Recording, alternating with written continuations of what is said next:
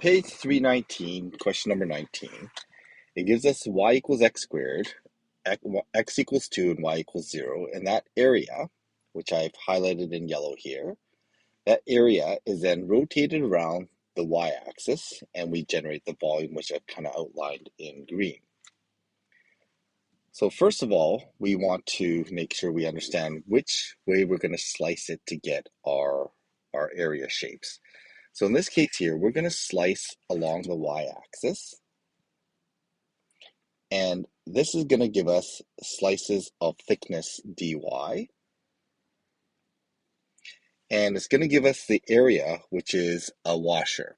So then to calculate the area of that washer, we need to take the big circle area and subtract the small circle area. To do that, we need an expression for the big radius, which is going to be based on that line at x equals 2. I'm going to call that big R at x equals 2. And we also need the radius of the smaller circle, which I've highlighted in yellow here. So that's going to be this distance from the center of rotation to the red line there.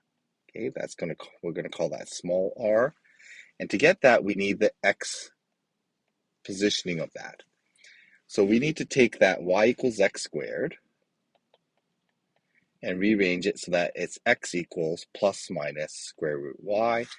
But since we're not going to use the negative side, we're just going to leave that as square root y.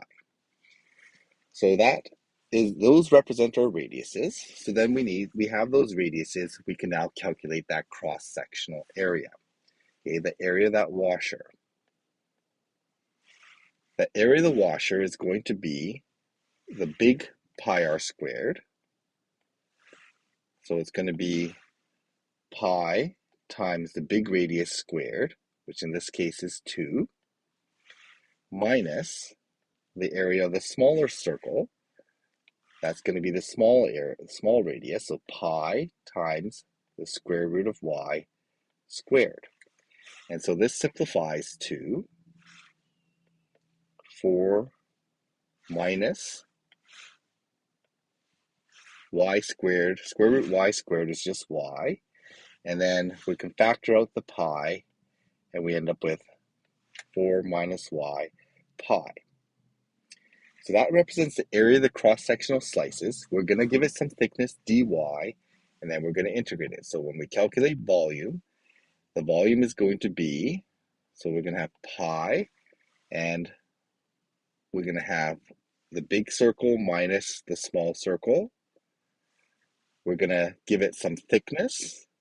We're going to give that thickness dy, and then we're going to integrate it from y equals 0 to y equals the top edge is going to be at y equals 4. So now we can anti-differentiate this.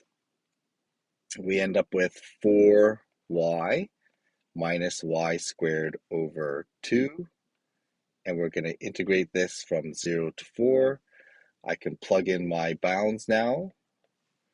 So when I plug in my bounds, I get 4 times 4 is 16 minus 4 times 4 minus 2. That's going to give us, divided by 2 is going to give us 8, and then minus 0. So when we work this out, we end up with a volume of 8 pi. And that's going to be units cubed. And the answer then is D.